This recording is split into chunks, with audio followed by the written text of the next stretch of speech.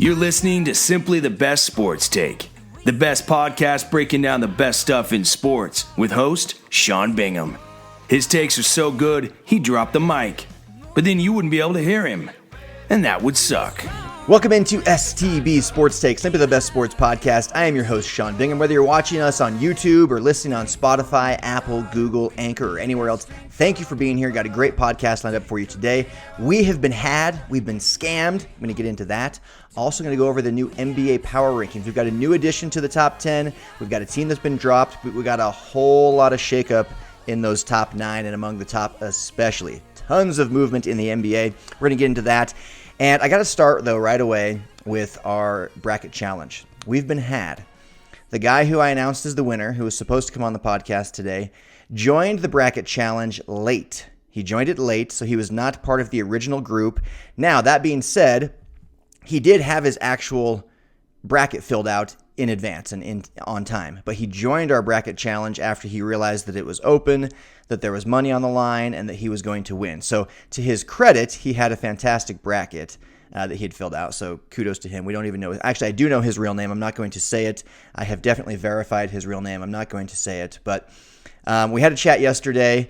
He's was chill, and then I found out today. I sensed yesterday that he was taking us for a ride a little bit. Because when I talked to him, which was after I had paid him, he said that, so I tried to do a Zoom with him, and he said his camera was broken, so he couldn't show his face, which I thought was suspicious. And then I said, well, this is recorded for YouTube, and he said he didn't know that. And I said, well, how'd you find out about the contest? He said on Twitter. Well, I looked at his Twitter. He joined Twitter yesterday, or the day before. Yesterday, as in the day before I was looking at it, which was yesterday. So 2 days ago, as of you watching this now, he joined Twitter. So I was like, okay, he clearly didn't find out about it from Twitter because he just joined Twitter. And so that was suspicious. And then I see all of his tweets, and he had won a ton of these things. And he was just creating a Twitter account and DMing people or tweeting people, hey, I won your contest. Please DM me. And then I asked him if he had Instagram. He said he didn't. And so I'm like, okay, my BS detector is just pinging on all cylinders at this point. Like, this guy's a scam artist. And so I thought, you know what, whatever, who cares? But then I got hit up on Twitter by some other podcasts and other people who he took for a ride. And I thought, you know what, if this guy is like blatantly out there just taking advantage of loopholes, I want to try and put a stop to that. So I hit him up, still tried to get him on the podcast. He ended up blocking my phone number, going private on his fake Twitter account. I've got his phone number. I've got his real name. I thought about blowing him up. But you know what? I don't need that energy in my life. I don't really care. If he wants to he can keep the $100. He's a scam artist. He can keep the $100. If he wants to come on the podcast, show his face, show his real name, I would love to have him come on and brag about the fact that he actually picked a phenomenal bracket, which he did do legitimately. He just went and added that bracket to challenges where there's money on the line all across the country to scam people out of money. So keep the money. I don't even care. And to show that I don't care, to show that, he clearly needs the money more than I do, I'm going to actually give another $100 out to whoever legitimately won the STB Sports Take Bracket Challenge. The person in second place, I need you to prove, though, that you joined the bracket on time before the tournament started. I'm not going to award another $100 to somebody who just had a good bracket and joined us. I already did that once. But whoever legitimately won, the second place bracket is Don't Cough on My Bracket by Timmy T83. Third place is Ryan McCook, who I actually know and trust. So if Timmy T83 is out there and listening and can prove that you joined the bracket challenge on time before the tournament started, I will give you $100 and let you come on the podcast as well. If you can't, then I'm going to go down the line to Ryan McCook, who I know and trust and know that he legitimately joined on time, and give him the $100 and let him come on the podcast. So Will Jones was announced our winner. I hereby declare him not the winner. He can keep the $100, and I'm not going to put him on blast. I do know his real name. I do know his phone number. I'm not going to put him on blast. I don't care enough. Do better. And if you want to come on the podcast, we would love to have you. We would love to have you, Will. You just have to tell us your real name. You have to show your face, and you have to admit that you found a loophole and you took advantage, of all of these bracket challenges out there. You took advantage of people. So, and the fact that you are using a fake name and blocking people, because he was claiming that he didn't think that it was even wrong or unethical or shady in any way, yet he's using a fake name, blocking people, using a fake Twitter account that he created the day of. Clearly, you know there's something shady you're doing if you have to go through all of that. Put your name to it, put your face to it, and we'll give you the credit. Either way, keep the $100. I don't really care. But Timmy T83, if you're out there, you can also take home $100 courtesy of STB Sports Take. Just shoot us a DM on Instagram at STB Sports Take on Instagram. We will shoot you $100. Just need you to show somehow, some way that you joined the bracket challenge on time. And if you can't, then we'll go down the line. But anyway, enough about that. So we do not have the interview with him, by the way, today, to say the least.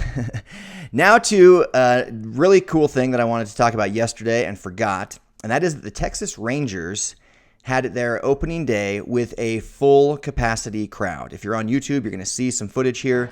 Full capacity. I had mentioned that this was going to take place. The Rangers had announced it weeks ago. They stood true to their word, and they had a full capacity, 41,000 people in attendance game in Texas. I love it. I'm all for it. I'm not going to get into the politics of things, but the reality is if you don't want to go to games with packed stadiums, just don't go. It's really, really simple. And if you do want to go, then I suggest you go. We've got vaccines being distributed like crazy. We've got warmer weather here.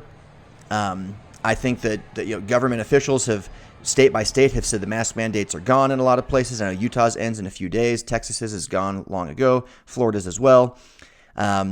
If they're allowing full stadiums, you should pack your stadium. And if people don't want to go, they don't have to go. So I'm very glad the Texas Rangers did that. I hope we will see more and more teams start to do that because sports are just better with fans. They're for the fans. The sport is for the fans. That's why they were invented, is for the fans. So hopefully we see more going. Okay, we're going to get in now to the NBA power rankings. A lot of shifting here, like I mentioned. I had the Brooklyn Nets last week at number 1. They are not number 1 now. James Harden got a strained hamstring. He's going to be reevaluated in 10 days. That was as of yesterday, so in 9 days now. And not good for the Nets. They just keep taking hits. Kevin Durant's still not playing. James Harden now not playing. Kyrie's not that guy. We talked about that yesterday. He's not the guy that can will a team to a victory and pull lesser players, to higher heights. He's just not that guy. So I've got to take them out of my number 1 slot, and I actually dropped them pretty far. I'm going to pull up the standings here real quick before I get into mine, but they are still in first. The Brooklyn Nets are. They're still in first place in the Eastern Conference. But again, what have you done for me lately, and what trajectory are you headed in? Are you headed upward? Are you headed downward? Are you stagnant, plateauing? And the Nets, while they do have the best record in the East, tied with the 76ers, just got these pulled up now, so tied with the 76ers for best record in the East. They're 7-3 in their last 10, but again, their best player is hurt, their second best player is hurt. Not good for them. So I dropped them from number 1 all the way down to number 4. All the way down to number 4. So in the number 1 spot, I have the Utah Jazz. They are back. The Utah Jazz are 9-1 in their last 10. They play the Phoenix Suns tonight. I have the Phoenix Suns as the number 2 team on my list. I'm extremely excited for this matchup because not only is it the 2 best records in the NBA, it's also the 2 best point differentials in the NBA. And you've got a little bit of a kind of an unspoken rivalry between Devin Booker and Donovan Mitchell, and always between the Utah Jazz and Chris Paul. So I'm really excited for tonight's game. I'm going to have people over here to my place to watch it. And I'm rooting for the Jazz. Obviously, the Jazz are slight favorites. They're 1.5-point favorites despite the game being on the road. And by the way, Kendrick Perkins tweeted yesterday that the Jazz are contenders at home and a lottery team on the road. And just when I thought this guy couldn't get any dumber, he goes and tweets something like that. The Jazz are 16-10 on the road. They have the best record in the NBA and the best point differential in the NBA by a long shot. They are far from a lottery team in any way, shape, or form. So Kendrick Perkins, again, with a ice-cold, stupid take. So congratulations on getting their attention. You got it, Kendrick Perkins. Okay, so I've got Utah Jazz number 1. I have the Phoenix Suns at my number 2 spot. The Phoenix Suns are winners of 6 straight. That's the most in the NBA. Also 9-1 in their last 10. And like I mentioned, they have the second best point differential in the league. And the Chris Paul effect is very real. Now, I talked the other day about who I would take as younger players. I didn't mention Devin Booker. He was on like the honorable mentions list, but I took Donovan Mitchell. Donovan Mitchell is the better player among the two. He just is. They're very, very similar, and I think that's why they get compared so much. But Donovan Mitchell is a proven winner. Devin Booker is not. He actually proved to be the opposite of that until Chris Paul came along. So for me, I think you've got way more upside with Donovan Mitchell, way more room for growth, constant improvement. He's a little bit younger, and on top of that, he's a proven winner and leader, and I like that, and I'm excited to see this matchup tonight. So 1 and 2 are, boom, right here in the Mountain Time Zone, Utah Jazz, Phoenix Suns, keeping the West Coast going strong. Western Conference, that is. Okay, number 3, I have the Los Angeles Clippers. The Clippers are looking good all of a sudden. They're looking good. They're starting to ease their way back up to where they were last year in my mind, where there's just they could win it all. So would I be surprised if the Clippers won it all? No, I would not. Would I be surprised if the Jazz won it all? No, I would not. Would I be surprised if the Suns did? Yeah, I actually would. But the Suns have done a lot for me lately. They've done a lot this entire season. They've consistently been winning and winning by a good margin. And Chris Paul is a winner, and I got to put them number 2. Clippers, though, number 3. Number 4, I have the Brooklyn Nets. Again, we talked about the James Harden thing. Kevin Durant, we've gone over that, so we'll move on. Number 5, I have the Denver Nuggets. The Denver Nuggets are up from number 9 last week. I had the Nuggets at number 9 last week. I've bumped them all the way up to number 5 now. Aaron Gordon is looking like a mighty fine addition. He's got the best. He's plus 65 in his 5 games, his minutes playing in his 5 games since he joined the team. The team is 5-0 since he got there. He has the best plus minus of anyone on the team. They're looking really freaking good and actually a little bit scary. So the Nuggets are for real. I've bumped them all the way up from number 9 to number 5. They're kind of hitting on all cylinders right now. Looks like a solid move to pick up Aaron Gordon. Number 6, I have the Philadelphia 76ers.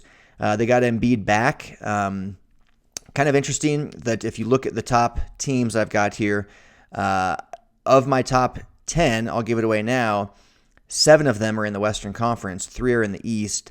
The highest Eastern Conference team is the Nets at number 4, and then you've got the 76ers at number 6. The East is just kind of proving to go back to where it was, with the exception of the Nets. Obviously, if healthy, we still consider them the favorites. But the Bucks who I've got the Bucks at 7th. They're kind of falling off a little bit. They don't look to be near as strong. There's talk of them just doing all sorts of different tests, defensively to see, what they can what kind of adjustments they can make before the playoffs hit, because they've been a fantastic regular season team only to wilt away in the playoffs. They lost last night to the Golden State Warriors, and I just don't know. I just don't know what to think of the Bucks anymore. I've kept them in the top 10. They're at number 7, which is actually where they were last week, because they haven't played that poorly in the last little while. They're 6-4 in their last 10. That's not bad, and they actually still have the best point differential in the Eastern Conference and the 4th best in the entire league. And so I don't want to ding them too much, but when I watch them, I just kind of think this doesn't look like a true championship contender. You've got your upper echelon of Lakers and Nets when fully healthy. Neither of them are right now. I haven't even mentioned the Lakers yet. I've got them at number 8, by the way. But you've got your upper echelon of Lakers and Nets when fully healthy. Then you've got your next tier of Jazz, Clippers, 76ers I would put in there just barely. Unfortunately, I'd probably put the Nuggets in there now. That's kind of your next tier of these teams could do it. Wouldn't be that crazy if they won it all. They could be like a 2019 Raptors, where given the right injury to I never want to wish for anyone's injury, but given an injury that kind of plays to their benefit as an opponent, they could go and win it all, much like the Raptors did when the Warriors lost Kevin Durant and Klay Thompson. But then after that, that's kind of where you put a lot of these other teams, and that's where I put the Bucks. It's kind of on that next tier below that. I put the Bucks probably at the top of that 3rd tier. They'd be there with with the Suns, with other teams I've got on here like the Blazers and the Mavericks. So I don't know. I don't know what to think of the Bucks. I haven't been impressed lately. I just don't see them as true title contenders like I used to. And I actually feel like Zion has already surpassed Giannis. If I was building a team, I think I'd actually choose Zion right now. Obviously, given the age, that makes a big deal. But okay, so then number 9, I have the Dallas Mavericks. Number 10, the Portland Trailblazers. Mavericks are playing really well right now. Luka all of a sudden can shoot lights out from 3. The dude's a 30% career 3-point shooter coming into this season. And the last couple weeks, he's shooting like 41% from three. He's up to like 37 or 38% on the season. That's a huge difference. That makes a huge, huge difference. That's a guy, say he takes eight threes a game. Now he's going from hitting 3 of them to hitting 4 of them, 5 of them. I mean, that's a big deal. That extra percentage is a really, really big deal. And they're kind of they're confident right now. They just beat the Jazz. They've won 5 straight. They're 7-3 in their last 10. They just look like momentum's in their favor. So that's why I've got them in there at number 9. And they're the new addition, by the way. I did not have them in last week's power rankings at all. Dropped from the rankings are the Miami Heat. And then at number 10, I do have the Portland Trailblazers dropped down from number 8. And the reason I dropped them, their point differential is actually dead even on the season. So they're like not outscoring their opponents at all. They got Nurkic back. They got McCollum back. And they just haven't been what I thought they were going to be. I thought when they were playing so well without those guys, I thought, man, when they get Nurkic and McCollum back, they're going to be gangbusters. They could probably climb to like the 4 seed in the West. That's just not been the case at all. They're now sitting at number 6, and they're 2 games out of the 4 seed, but the Nuggets are surging, and the Lakers are dropping only because of injury. So I just don't see the Blazers as true contenders. They'd kind of be in that 3rd tier as well. So that rounds out the top 10 of the STB Sports Take NBA Power Rankings. Now, for the last thing I want to wrap up with, I told you I had a work trip this last weekend, and I was lucky enough to get a first-class flight with a nice lay-down seat, super nice and comfy, from New York to L.A. And on that, I watched this Tiger Woods series. It's a 2-part series, which I actually still need to finish because the plane landed and I hadn't finished the second part. I only had it's like an hour and a half each episode, and I finished the first one and was like halfway through the second one, but I need to watch it. It's on HBO. It's about Tiger Woods. You can probably just Google HBO Tiger. I don't know what it's called exactly, but probably that.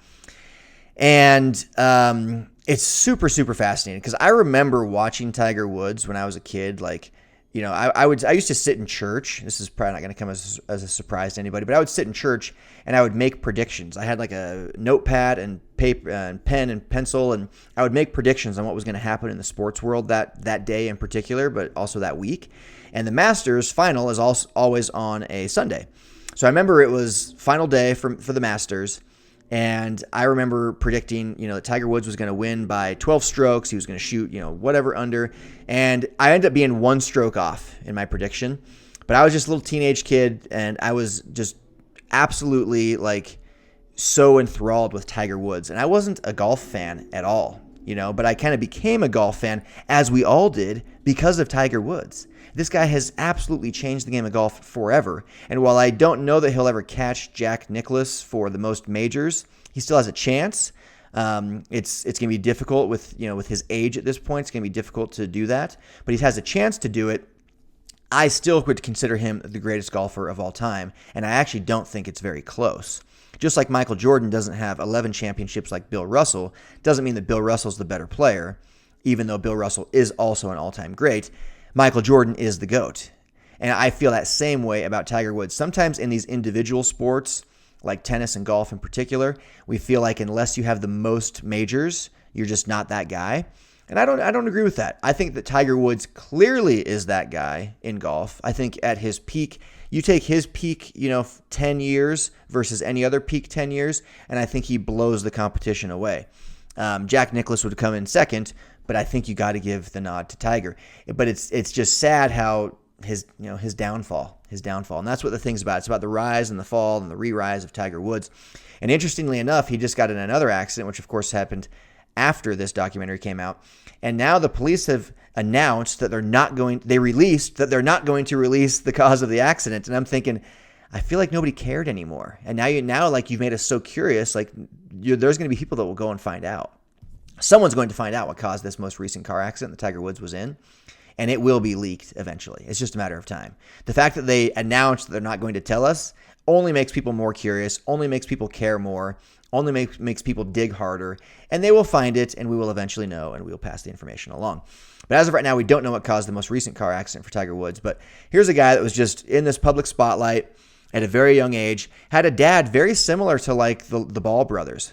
Earl Woods was not very different from LeVar Ball. Very outspoken, very in your face about how his son, actually, I wouldn't say in your face, very outspoken about how his son was the greatest and was going to change the world, but in a much less in your face way than LeVar Ball, but a very tough on him kind of dad. And an interesting thing is it talked about in the documentary how his dad was had like a Winnebago, trailer thing, like a motorhome basically, that he kept at this like naval golf course that he had access to, this country club.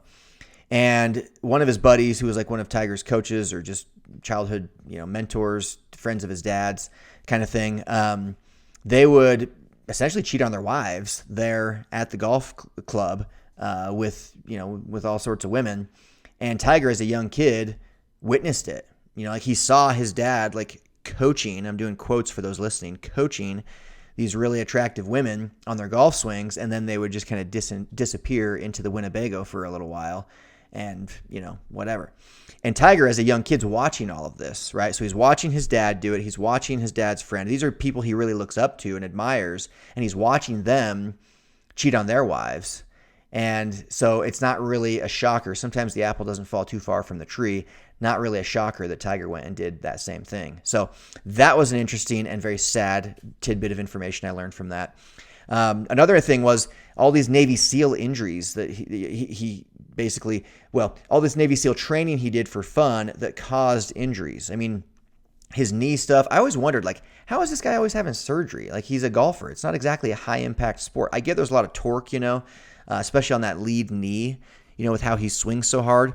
But it talked about in his back, but it talked about in the documentary how really it was this Navy SEAL training he would go through just for fun to kind of like be in touch with his dad, who passed on from cancer back in, I can't remember, like 2007 or something like that. And those all of that heavy duty Navy SEAL training was just destroying his knee and his back. So just a rough go for a guy that was going to blow away all the records. Probably now will not own all of the records. He already owns many of them, but sad, to see him fall like he did. I actually still root for Tiger. Like I've paid way less attention to golf ever since he became less and less of a factor. But anyway, this documentary got me thinking, who is my Mount Rushmore of sports, right? Who has dominated sports more than anybody ever has?